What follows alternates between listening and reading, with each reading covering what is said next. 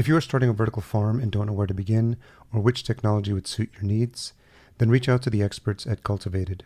As indoor farm brokers, they help connect you to the right technology and ensure your project is successful.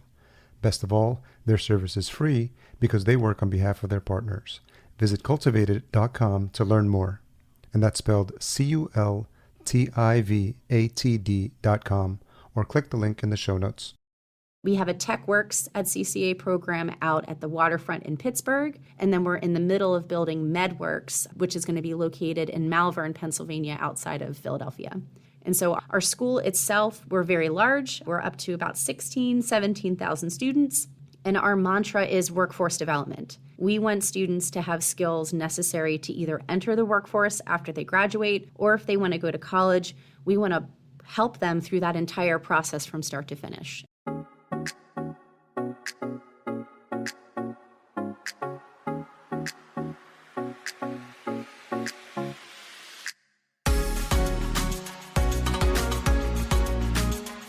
Welcome to the Vertical Farming Podcast, weekly conversations with fascinating CEOs, founders, and AgTech visionaries. Join us every week as we dive deep into the world of vertical farming with your host, Harry Duran.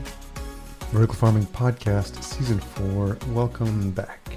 First-time listeners, if you are looking for a show where we interview fascinating CEOs and founders of the leading vertical farming companies from around the world, then you're in the right place.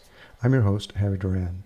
In case you missed last episode, we had a great conversation with Rosario Iacono, founder of CasVista. Rosario and team are doing some really fascinating work in the field of open source seeds, specifically for the CEA industry, and I was really inspired to have that conversation with him, so make sure you check that out. This week I speak with Samantha Johnson. She's the Director of Aquaponics Programs at Commonwealth Charter Academy, a top accredited K-12 public cyber charter school located in Pennsylvania.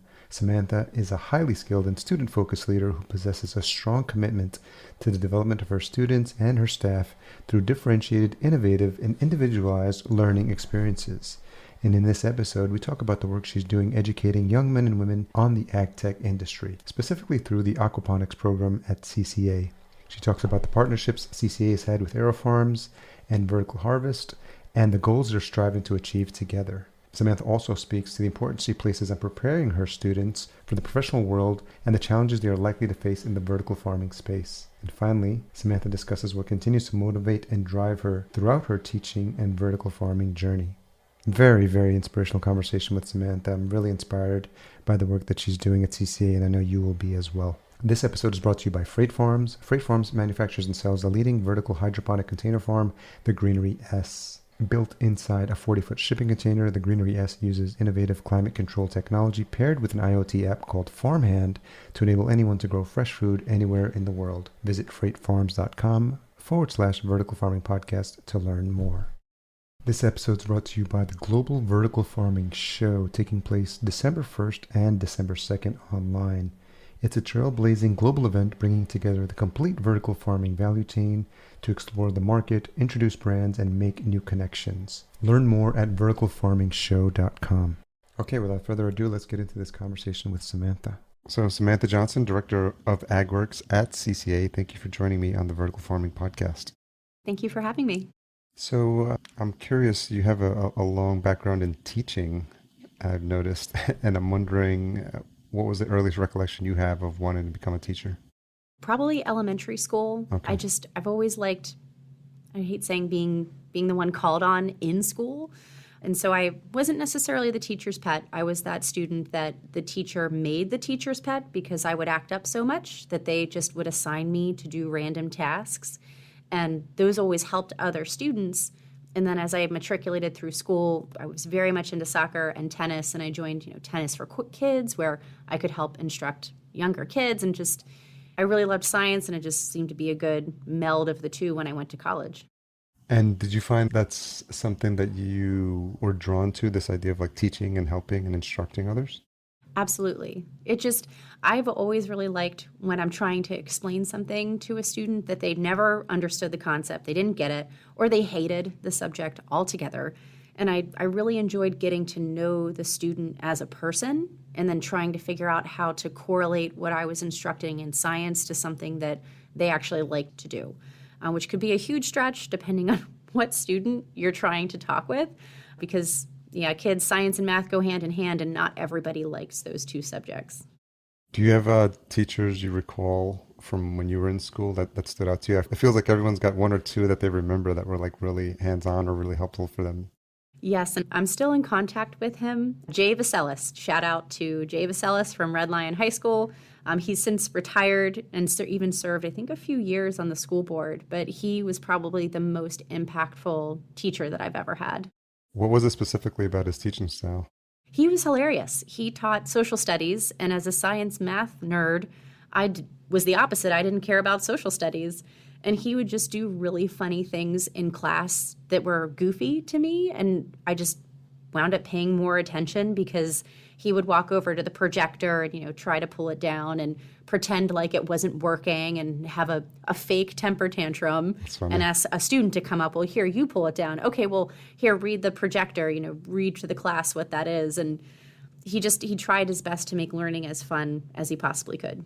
It's so interesting because experiences and teachers like that definitely stand out. And with so many topics that at that age, you may feel like mundane or not that interesting. And so it's really interesting when you have someone who cares that much about the students and wants to make an impression on them. And I always applaud the teaching profession because it's just really one of the unsung, great professions that have such a close connection to kids at an age when they're really impressionable. So I think definitely more needs to be done in that area.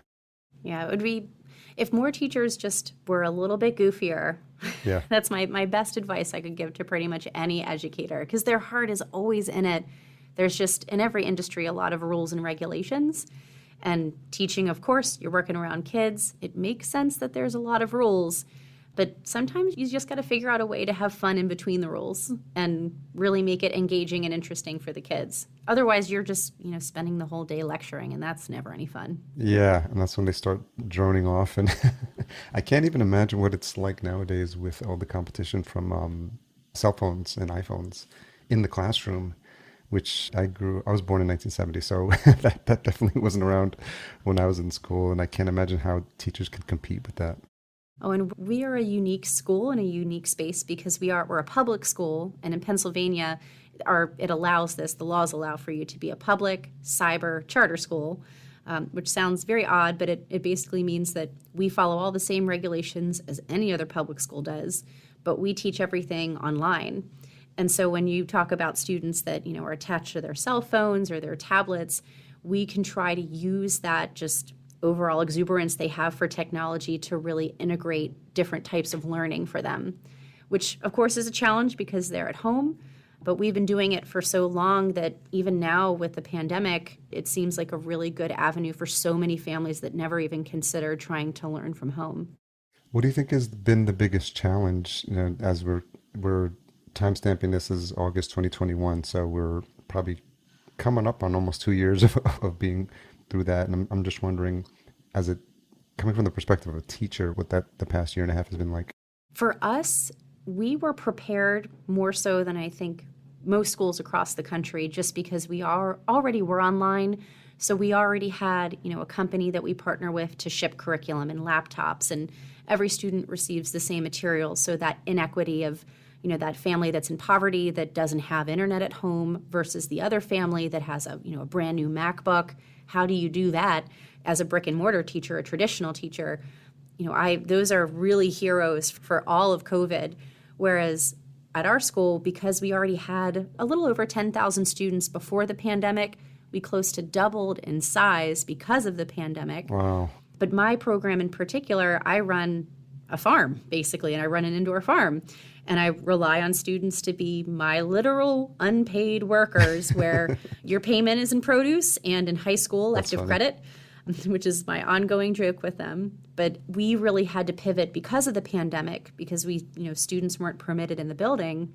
So for us being, I was fortunate as a teacher. My staff, though, are non-educational staff. They're all agricultural-based staff.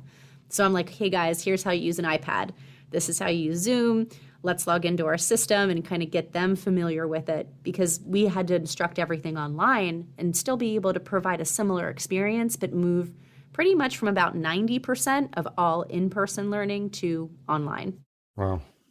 I imagine there's a skill set that's acquired through the use of these tools that's going to be incredibly valuable for these students as they get older and they start moving into jobs. And with the trend being a big portion of companies forced to test out the remote working model and then realizing that their employees actually like it and they prefer not having 2-hour commutes. And so it's interesting to see how what the work you're doing with the students may in fact be making them better prepared to have jobs that are more remote in nature. I've worked with interns that went through my program and have graduated. Some entered the workforce, some went on to college, and I'm still in contact with a lot of them. And that's exactly what they reported was, I'm really happy I went through this school because when it hit, I could help my friends, I could help my family, show them how to use breakout rooms and different platforms, and even assist some of my teachers, professors in college on how to use this. And, I'm kind of smiling and laughing and going, see, I put you in front of a camera to teach an elementary class. That's a good skill set now that you can bring forth after you've graduated. So it was a really terrible reason behind them needing to use that skill set. But overall, they've been really helpful out in the community, being a resource to other people on how to use different types of tools and technology.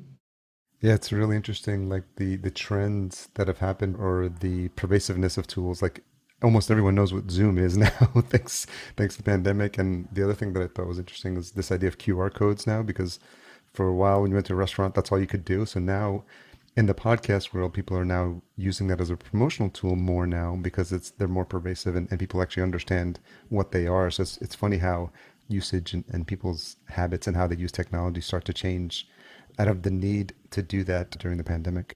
It's funny that you mentioned QR codes, and I'm sure my leadership team that's going to listen to this later will be laughing about that, because when we first launched AgWorks, I was really into QR codes. Like, we need to put QR codes all over the facility. I want everyone to come in, if they have their cell phone, they can, launch an FAQ about, the bananas we have or the coffee plant. They can learn a little bit more about it. And they were all looking at me going, no one knows how to use a QR code. And then when your iPhone, when they changed over that technology where you didn't need an app for a QR code, you could just bring up the picture. I'm all excited. And sure enough, having families come through, they're like, oh, wait, how do you use a QR code? And I'm like, oh, they were right. Not everyone knows how to do this. But to your point, now that our building's back open, they can come through and sure enough, they're bringing their phones out and scanning different things. So again, another pro of some of just the craziness that's gone on over the last year and a half. Yeah, they see the symbol and they immediately know what that is. So that's good. So talk to me a little bit about Commonwealth and for those that might not be familiar with the organization. So Commonwealth Charter Academy is a public cyber charter school located in Pennsylvania. We have numerous buildings across the state because although we're a cyber school, we very much understand that some learners learn best in person or even in a blended model. And so although we don't teach specifically from our buildings, students still have the opportunity to come in, they can meet their teachers, they can participate in programs like mine. I'm AgWorks at CCA. I have a counterpart in Pittsburgh. I'm located in Harrisburg, Pennsylvania, is where my physical facility is. Okay. We have a TechWorks at CCA program out at the waterfront in Pittsburgh. And then we're in the middle of building MedWorks, which is going to be located in Malvern, Pennsylvania, outside of Philadelphia. And so our school itself, we're very large. We're up to about 17,000 students. And our mantra is workforce development. We want students to have skills necessary to either enter the workforce after they graduate, or if they want to go to college, we want to help them through that entire process from start to finish. And we really do start in kindergarten. Oh, wow. My program is one of those that we're like, hey, come on in, play around, check out some really cool ag tools. We do aquaponics, aeroponics, and hydroponics, but we also do things like embryology. We do Ag on the Run, where we visit local farmers and they can talk to them about their tea farming business, their equestrian business. So we try to integrate in agriculture, in my program in particular, as much knowledge as we can into the curriculum, but also just having fun opportunities for kids to learn about agriculture. Talk to me about your personal journey and awareness of hydroponics, aeroponics, all things vertical farming. So I really started learning more about vertical farming probably around 2010 when I was still a master teacher at our school. It was a really fun way that when I taught 8th grade science, I could really introduce a lot of different topics to students that way. And it was mainly hydroponics. Aquaponics came a little bit later along with aeroponics. And again, it's one of those features that when you're a teacher, you always try to have different tools you can grab to help integrate different standards. Sure. And aquaponics became one of those ideals that you really could refer back to starting in the fall all the way through the spring, and students really liked it. And so as an organization, we were moving from one building to another because we were growing so quickly. And the building we purchased was right across the street from Pennsylvania's Farm Show building, and we were diagonal from the Department of Agriculture. And the building itself had a lot of glass. So it kind of looked like a greenhouse in some areas in the building. And our administration, the top 3 fields in Pennsylvania in need of workers when they graduate are agriculture, medical, and technology. And they're like, hey, this looks like a greenhouse. I wonder what we could do in this space. And then it grew from there. And so we did a very large installation for aquaponics and felt, okay, there's really not a lot of aquaponic jobs when you graduate, whereas hydroponics and aeroponics, they have a few more options. So let's try and do all 3.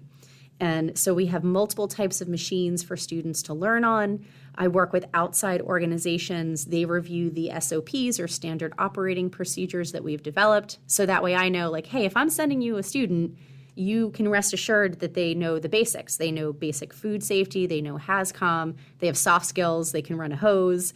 They can get dirty and not, fidget about being a little bit dirty. And so my job is really to help outside businesses know, like, hey, you should feel secure if you see AgWorks at CCA on a resume that I'm sending you a student with some pretty solid foundational skills. How much of it was a learning curve for you if you just started out in one of those to become proficient or start to work with partners that had the expertise to build that program out? I feel like everyone probably tells you this. It was a very big learning curve for me. Although I was familiar with aquaponics, hydroponics, aeroponics, when you're working with very large tanks and not kind of a small tabletop tank, when you're working with biotechnology type spaces, we do tissue culture and we have a genetics lab here as well. So it was one of those, wow, it's going to take a village. I am not going to be able to master this as quickly as I need to start onboarding students. And so I developed a very good team that helps to support programs, and that kind of diversity and understanding has really helped our program grow because I can really understand aquaponics, but when our UV filters, would short out at the same time a pump would, it's one of those, okay, I can handle the UV filter. I've never taken a pump apart before, though. Can someone snag the pump? We got to get it up and running here really quick. It was great to be able to rely on a team that knew some of the more mechanical pieces, whereas I was bringing more content knowledge when it came to the science background to it. So again, it took a village to really grow it, and I can't speak highly enough of my team and how great they were with, helping us troubleshoot, especially after that first year. If I remember correctly, you have a background in biology as well, right? I do.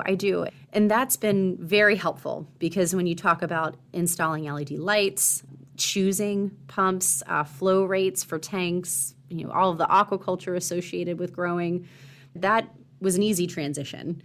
It was more of, okay, well, I have a whole team that's turning and looking at me going, we just bought a new microgreen station and it's, 4 times as big as our original one. How do we operate that, Sam? And, I'm sneaking over to grab the manual, like, okay. I know the basics of how to make sure that the food it produces is good, but I've not used this giant machine before. I'm used to doing the trays. So let me look at that first. I'll get back to you tomorrow. That's interesting. Is all the technology and equipment you use, is that homegrown or do you work with partners for that? We work with partners. So as an example, we have 2 row-to-grow machines in our facility to demonstrate hydroponics. We're working with AeroFarms to get one of their units installed in our facility. And so we do really pride ourselves in trying to coordinate with outside organizations primarily because, I want to be able to send them students after they graduate. There's a pretty big gap in workforce that know really anything about vertical farming. So for me to be able to send you a kid that understands LED lights and light spectrums and recipes for plants, I'm able to do that. But I also understand that, okay, AeroFarms needs are probably going to be significantly different than the Bowery. And so you really need to talk to them and make sure that they are reviewing what it is you're instructing for the workforce development piece. So you are sending them authentic workers that are hopefully also reducing some of their costs in training and onboarding. Have you had enough cycles to see the benefits or get feedback from the likes of AeroFarms, Bowery's, Rotogrow as to the caliber of the students you're sending over? So the two biggest groups we've been working with right now are AeroFarms and Vertical Harvest. Okay. Unfortunately, because of COVID, we haven't had students in our facility for a little over a year. Now this fall, we're really excited. Actually, probably, it's the August 17th. So we start school right after Labor Day. So we'll be able to get students back into the lab system, but we haven't had that complete cycle yet of students that we've been able to send off. But we are tracking them after they graduate, mainly to get their feedback. What have you learned in our program? Are you willing to come back and speak to our kids about your experiences, good and bad? What helped you? What didn't help you? But as far as those specific businesses, that is in the plans. It was just delayed because of COVID. And that's Vertical Harvest out of Jackson? Yes. Yes. I've had the founders on and folks from AeroFarms as well. So those have been really good conversations. I'm curious how students think about the program in terms of how it's promoted, how you recruit, or how it's sold to them as something that gets them excited about participating.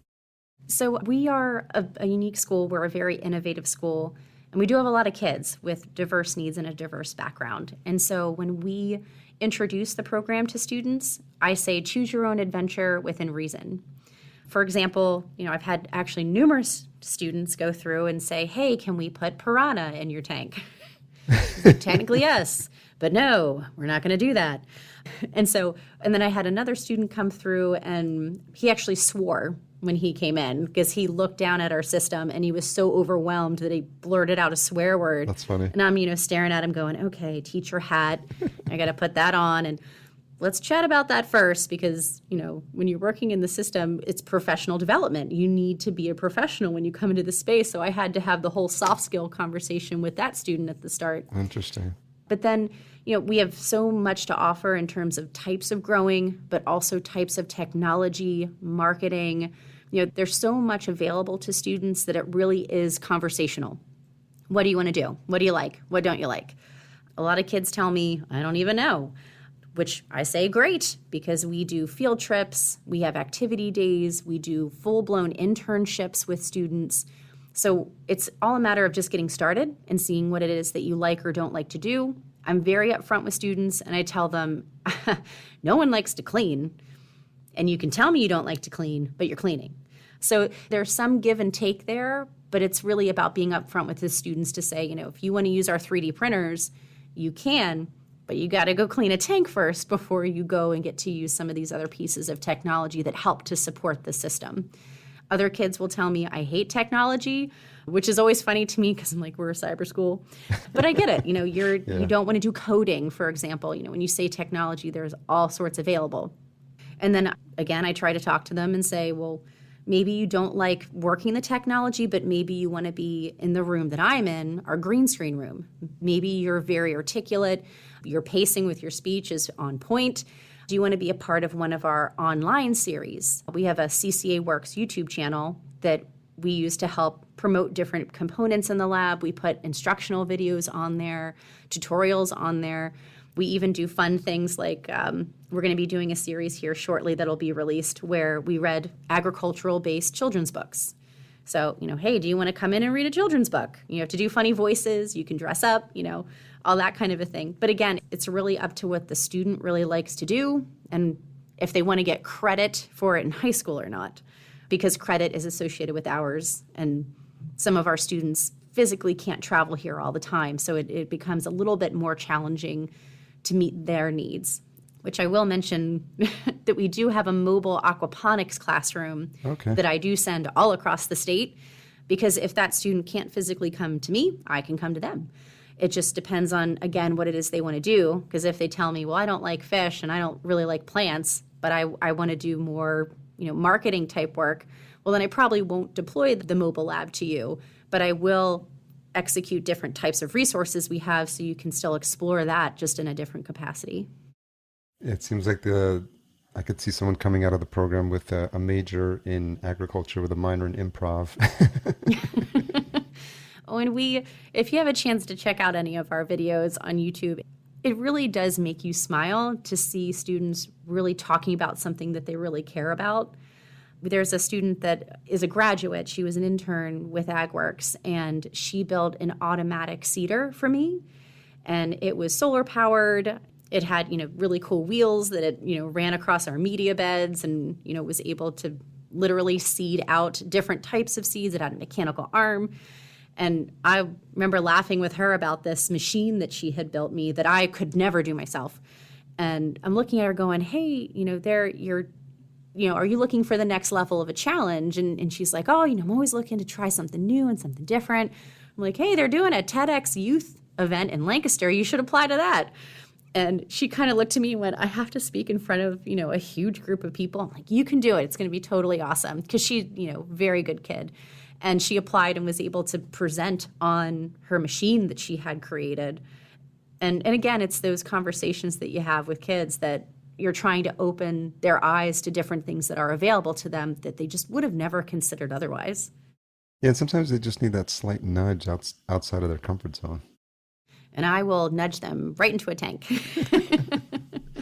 And it's the combination of skills that becomes really powerful, because if she already had the technical skills and the ability, inventive skills or whatever it was to put that piece of hardware together, and then coupled with the ability to now speak about what she did, that's pretty powerful. And I think just getting them over that hump of nobody likes speaking in public. I know it was terrifying for me when I first got started. So I think it's a valuable skill set, and I think mixing those up with the students, I imagine it just makes them that much more attractive for employers in the future. Absolutely. They know we start out, I joke with you to say, I start out letting them know no matter what, you're going to have to clean a tank, which is true. All roads lead to the tank cleaning.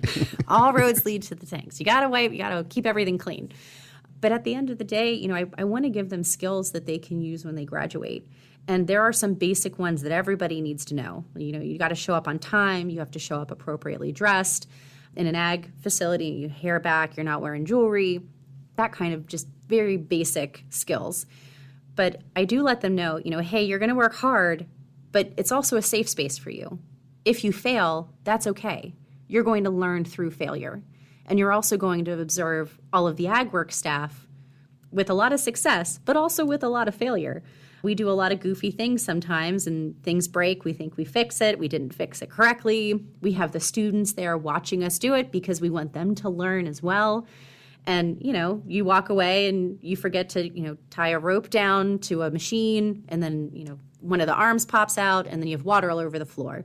And so it's one of those, hey guys, it's okay to fail in our space, but you're learning while you're doing it. So that way, again, when you graduate and I send you to an employer, if you turn a ball valve a little bit too much and you shut the water off to an NFT, everything's going to die. And you know what?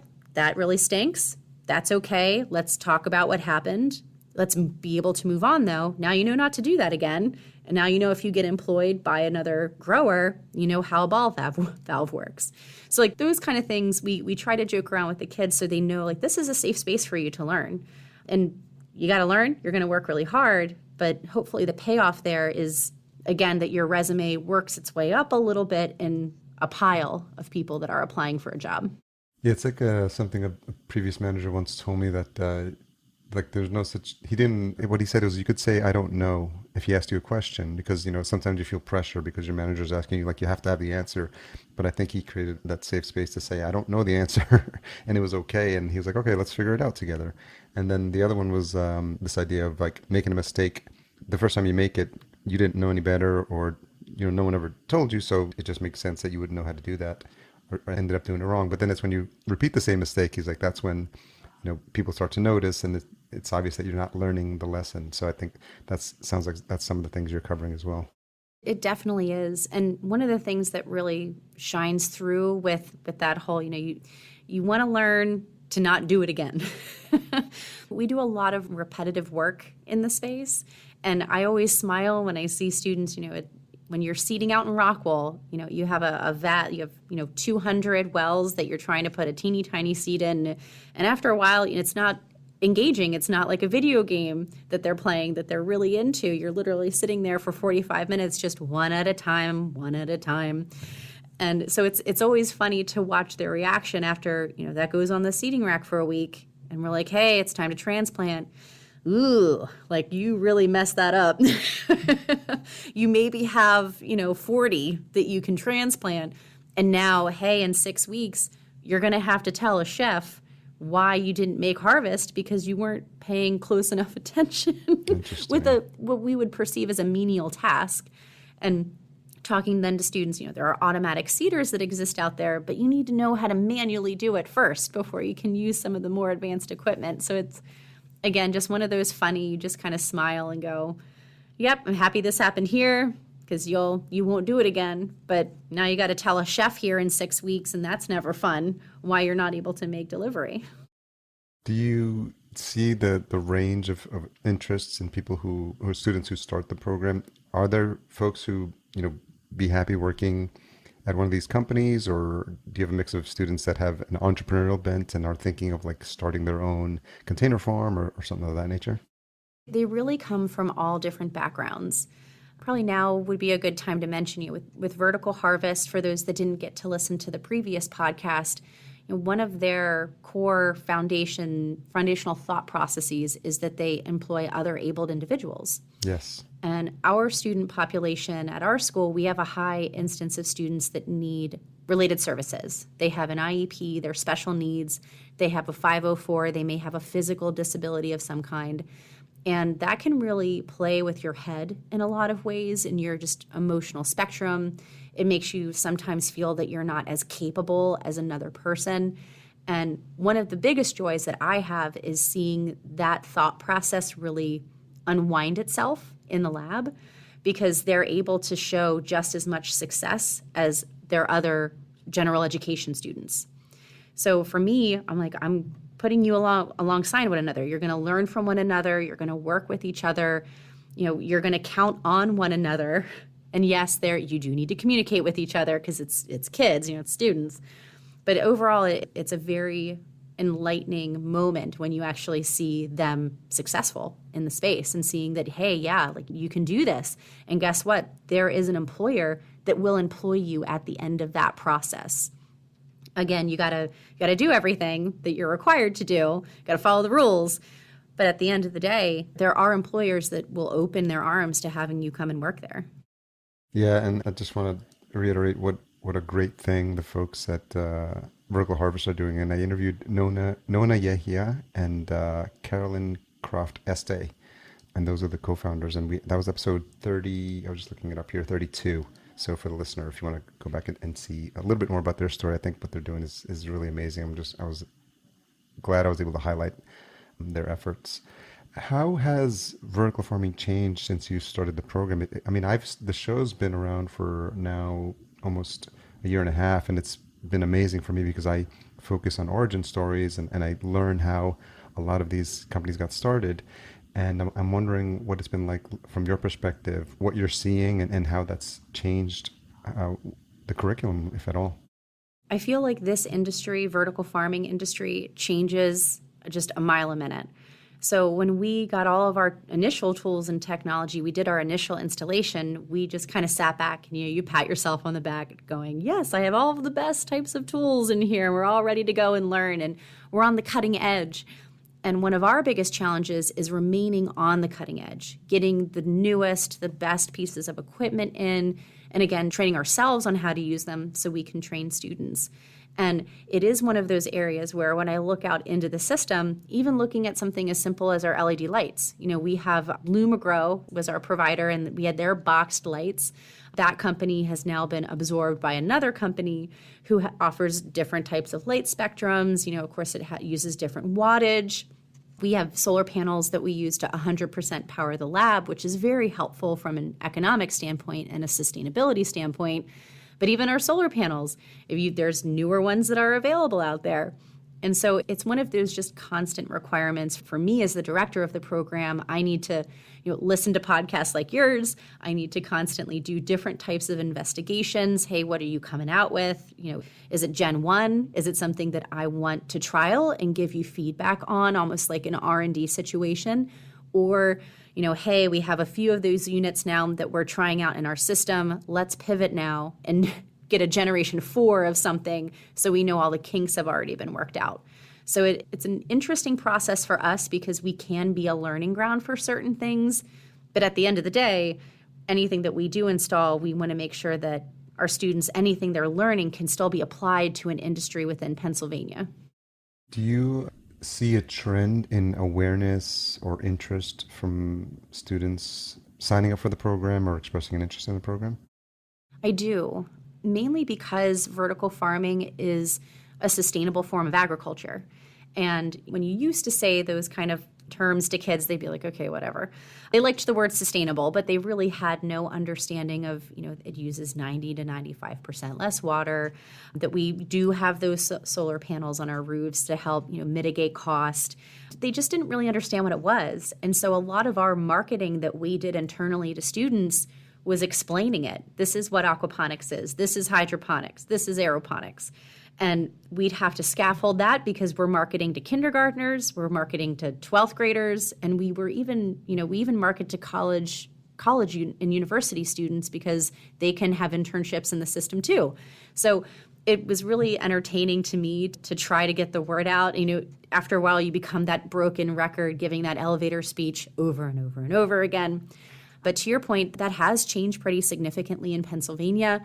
The PA Farm Bill allowed for more funding for a lot of farmers. So when they come through, Pennsylvania Farm Show and they see our aquaponic mobile lab, they're knowledgeable about what it is we're doing to the point that they go, hey, I want to convert a certain area on my farm and I want to do aquaponics. Do you do installations?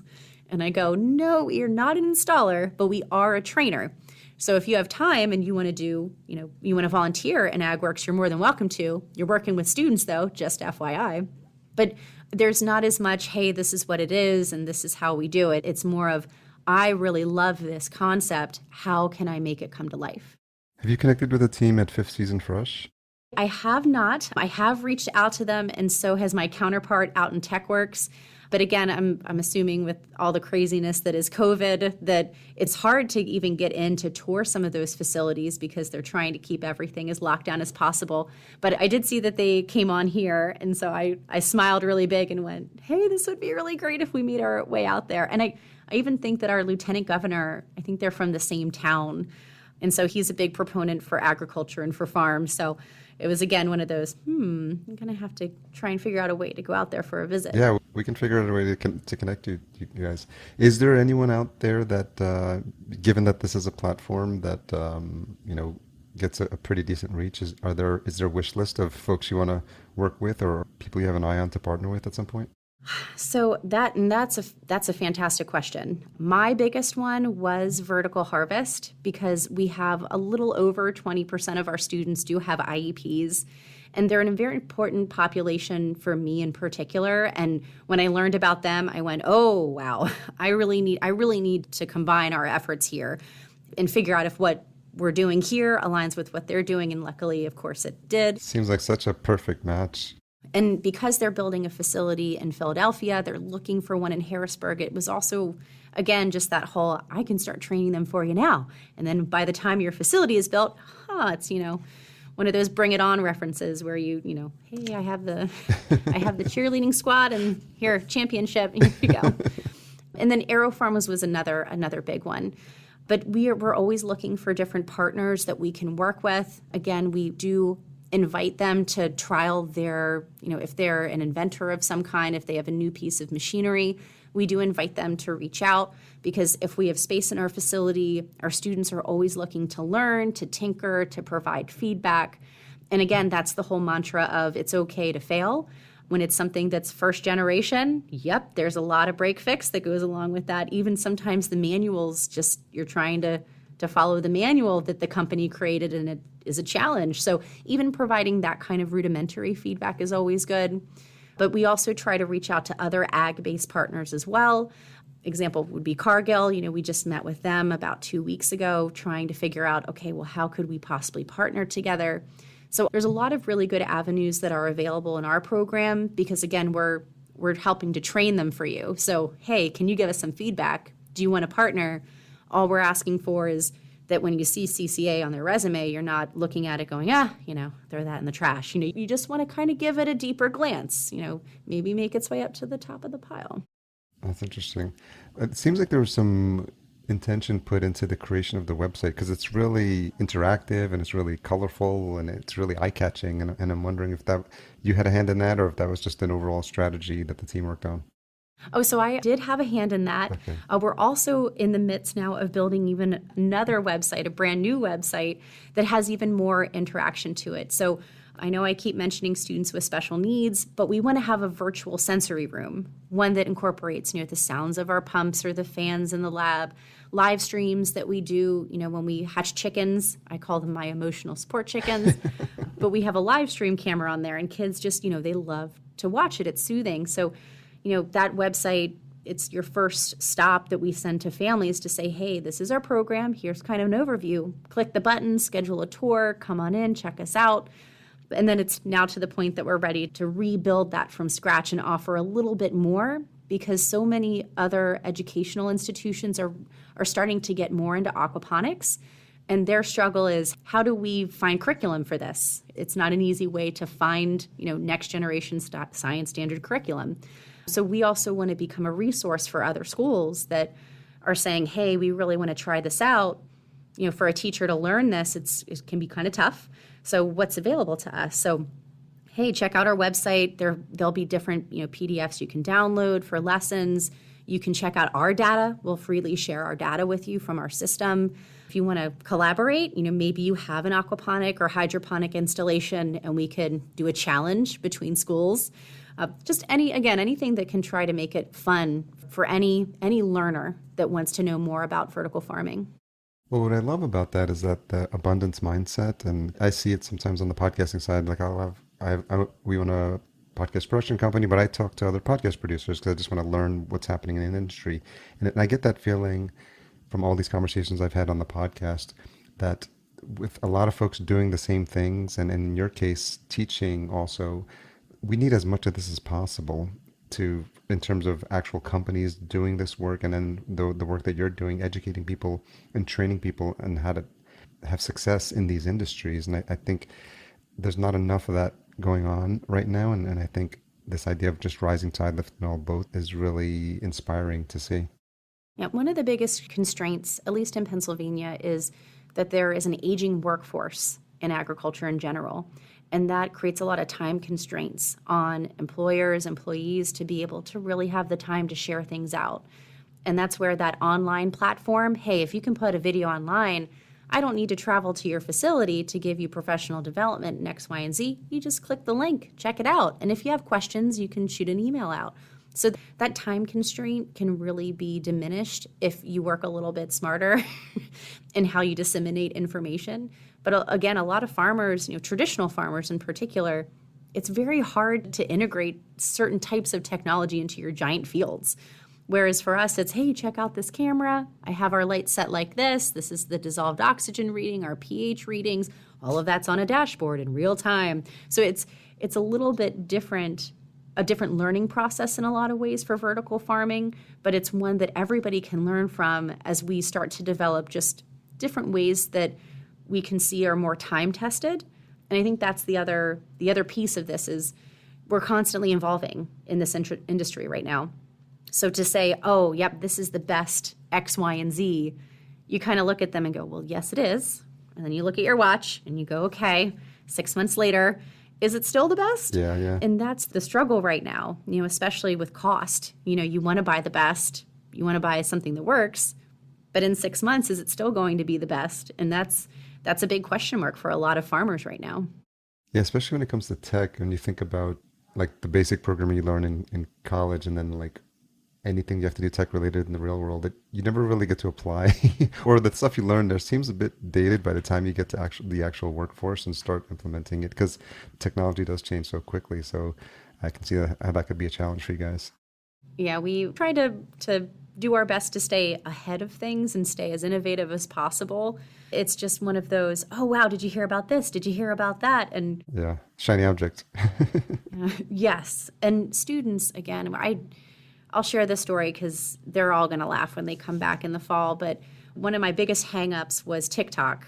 No, you're not making a TikTok video in here. I don't know what that is. And, I sound like an old person saying that. No, you will not do that in here. I don't even know what that is. And then the pandemic hit and I joined TikTok and went, oh, wow, this is really funny. Like, this is really entertaining. So even doing simple things like you could have students go in and make TikTok tutorials, just a 60-second, hey, really quick, this is how you do this, and share that out. Like that wouldn't have been open to me at all because I was very closed-minded about certain things. And so even learning about different types of simple technology that everybody seems to be using can all be a possible platform to share information. Yeah, I'm also the same way because it must be like a just generational thing in terms of the TikTok. But when you think about it, my partner was showing me a video of someone the other day who was lived in the city, but was showing you creative ways to plant like seedlings in your apartment building. But he was using all the effects of like that you do in TikTok, and it's 30-second videos. But I think it just speaks to people's learning patterns and how they choose to learn. And like they say, some people are visual, audio, kinesthetic, and so there's different learning methodologies, and I think TikTok is just one of those. And for this new generation, I think it's really eye-catching for them, and if it can educate them at the same time, then all the better. Gotta play that algorithm, right? You gotta don't click on the wrong thing. Yeah, that's something you probably have to watch out for. So as you think about the program and how it's matured over the past few years, what are some of the challenges or some of the things you're looking forward to in terms of developing it further? So one of our challenges as a school has been exponential growth. Again, I don't want to blame COVID for everything, but we did experience a pretty big population spike because of COVID. And wanting to meet all of the needs of all of those learners that came to us just more unexpectedly, that's one of my biggest challenges is, we do so many different field trips and so many different events with students, and we ask for their feedback. What did you like? What didn't you like? And then to see that your population doubled in size. Of course, they bring people with varying viewpoints into the school. So it's one of those, okay, how can we incorporate some of these just really cool ideas that people have into the system? And how do we have space and room to do that? We have, high school biology wants to use our research and development lab for a lighting experiment. Okay, great. That's 6 weeks. Okay, well, elementary, K through 2, they want to do, they want to hatch chickens and talk about alleles and, the basics of genetics. Okay, we need a space for them. So there, we can do cameras, we can do technology to assist that, but eventually you start running out of space. And so for us, it's one of those, okay, we need to figure out a way to combine some of these efforts and just scaffold that same type of learning process in an area because, I got 1,200 biology students logging into my YouTube live stream about photosynthesis, and I don't have time to dress up like Albert Einstein, but my coworker's behind me, she's all dressed up. She's wearing a giant banana costume because she's talking about nutrients and potassium in bananas. That's funny. With another class. So for us, it's more of, how do we make sure that we meet the needs of all of our students? And then on top of that, we also work with community members too.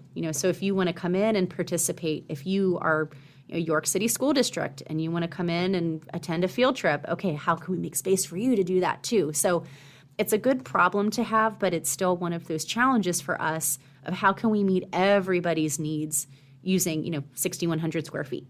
What's something you've changed your mind about recently? Well, I mentioned TikTok. Can I still use TikTok as my example? It just, yeah. I have a few students I owe some apologies to of, put your phone away. You're not allowed to do that. And now I'm going, oh man, they were probably doing something really funny. They were trying to record something in the lab, which I would typically encourage. I just thought TikTok was bad from everything that you read. Or just opening it as an adult, you're just like, okay, there's nothing here for me. Moving on. And I'm curious about those media skills as well. And we can chat about this offline, but if there's any help you think that would be beneficial in terms of podcasting or just things, just even the past episodes of the podcast, because I know that I focus on origin stories here. So, for folks who aren't familiar, I'm really curious about how founders got started, and that's why it's been primarily founders and CEOs, because I feel that they bring a different perspective to the conversation, and the feedback that I've gotten from listeners is that it helps them see that there's a wide variety of ways to get into the vertical farming world, and it's not one size fits all. Yeah, we can definitely do a deep dive into that particular area, because again, it makes me smile, even bringing people in for interviews, because, we're constantly hiring, it feels like, and, they know all about it, but they've never done it before. And then you ask about their background and, carpentry, herbology, you have all of these people that have things that touch upon it, but they've never physically done it before. So it's always fascinating to me, everybody that really feels connected to farming and really feels like it brings them a lot of joy, even as a secondary occupation I've worked 25 years doing X, Y, and Z, and I self-reflected after the pandemic hit, and what I really like to do is grow stuff. And how can I do that? Vertical farming, that's how you can do it. So, and again, you can do it in your apartment in New York City. You could do it on your, 3,000-acre farm. Yeah. At the end of the day, Sam, what keeps you engaged? What keeps you motivated? Because you've been teaching for a large part of your career, I would imagine. And then you've seen this program from inception now and seen how it's matured and how it's changed the lives of your students. And I'm just curious, for you personally, what do you get the most out of it? For me personally, it's still, and as weird as it sounds, it still is about the students and their reactions to things and how they just make me laugh. And it's across the board. They come, even that student that swore because he was so overwhelmed and excited, this huge purple room full of plants and fish. And you're trying not to laugh because you have to, address this student. But it's one of those heartwarming things. I had another student play Kenny G for the koi fish because we bought more koi fish, and he wanted to make sure that he was introducing them to each other. Oh my God, that's funny. And, you sit there and go, how did you think to do that? And how do you also know who Kenny G is? Yeah. So those funny things that happen all the time working with students, even working with them online, there's a lot of hilarity that goes on in an interaction in a Zoom room as well. Those things just, no matter what, our power goes out and everything goes down and you just are tearing your hair out. And then you just sit back and go, okay, well, it's all worth it, because at the end of the day, I know something really hilarious is probably going to happen this week with a kid. I just need to get through this problem and get through to next week when we can have kids in. Well, what's so fascinating about that is the creativity of young minds. And if you catch them at the right time, there's no barriers, and some of it comes out in the form of curse words, but it's just really a form of bottled up excitement, that's manifesting sometimes in curses, sometimes in Kenny G. And so it's so exciting to see that in youth, like that exuberance, that excitement, and then they're carrying it in, and then they're being creative about ideas. As an adult, I think sometimes we sort of forget the magic of our youth. And I think it's refreshing for us and exciting and hopeful to see that in folks that we're working with. Yeah, it's definitely a different environment where you're doing something that is so engaging that kids put their phones down because they care about what you're saying. They care about what it is you're doing. They believe in what it is that you're doing. And that to me just, yep, I'll get up. I will get up early. I'll get in early. I'll work late because it makes it all worth it. And I think I may have already titled this episode From Kenny G to Koi Fish. And I bet the student that did that, he's now at Messiah College. Okay. I will actually bet that he listens to this podcast. That's funny. And he's probably going to message me and go, you shared that story. Like, I still will share that story forever. It was a fantastic day. Yeah, that's a great story. I'm glad that came out. Yeah. Well, Sam, I want to thank you for taking the time to come on the podcast. I'm always fascinated to just continue learning. And it's one of the reasons I started the show, just because I was just naturally curious, but I wanted to make sure I was bringing my listeners along the journey as well. So as I learn, they learn at the same time. And there's so many different channels and roads to go down when it comes to vertical farming. And then I think the work that you're doing is super important, just admirable in terms of like what you and the team have been able to put together there. And so I applaud you on your efforts. I think it's an amazing resource, and I'm glad that we're able to share this to a wider audience. Thank you so much, Harry. I really appreciated your time having me on today, and also to all of your listeners, because I know for me personally, it's been a huge help to be able to listen to different contributors to this ever-changing environment. So it's been an interesting road, and I'm sure it's going to continue to be. So I definitely appreciate you having me on. So if folks want to learn more about the program or connect with you and the team, where's the best place to send them? Oh, so if they go to AgWorks at CCA, our website is probably the best avenue to go about reaching out. There at the very top, it says to schedule a tour. We do offer tours in person, but we are in Harrisburg. So the best probably avenue for 99% of your listeners is to sign up for a tour, but to request a virtual tour. I'm starting to build I should have one of those maps with the push pins in it of all the people I've spoken to, because I keep saying yes, and when I'm in town, I'll come for a tour, and I'll definitely have Harrisburg listed there as well. We would love to have you. That'd be fascinating. All right, we'll make sure all those links are provided in the show notes, and make sure, if you haven't already, send me the YouTube channel you mentioned as well. Oh, yeah, yep, I'll definitely send that over to you. And thanks again for taking the time to come on. Hey, no, thank you again, Harry. I'll send that to you as soon as we're done today. So thanks again to Samantha for sharing the wonderful work she's doing with the team at CCA. Truly, truly inspiring stuff. And I hope you'll take the time after listening to this episode to check out all the links in our show notes and see if there's a way to learn more or maybe even partner with CCA. I'm truly inspired after having that conversation with Samantha, and we're looking ourselves for opportunities to work with her and her team as well. Thanks again to Cultivated for being a fantastic sponsor. If you're looking into a vertical farm and don't know where to start or which technology would suit your needs, make sure you reach out to them today. The best part about it is that their service is free, and it's because they work on behalf of their partners. So head on over to cultivated.com. Just leave off the last E. That's cultivatd.com. Fullcast production and marketing provided by Fullcast. Sign up for a free podcast brainstorm at fullcast.co/VFP15. Another reminder, if you're enjoying the show, please leave us a rating and a review at ratethispodcast.com/VFP. We'll be sure to read those out on future episodes. Until we meet again, here's to your health. Thanks for listening. To read the full show notes for this episode, which includes any links mentioned in the episode, as well as a full show transcription, visit verticalfarmingpodcast.com. There, you can sign up for our email list to be notified when new episodes are published.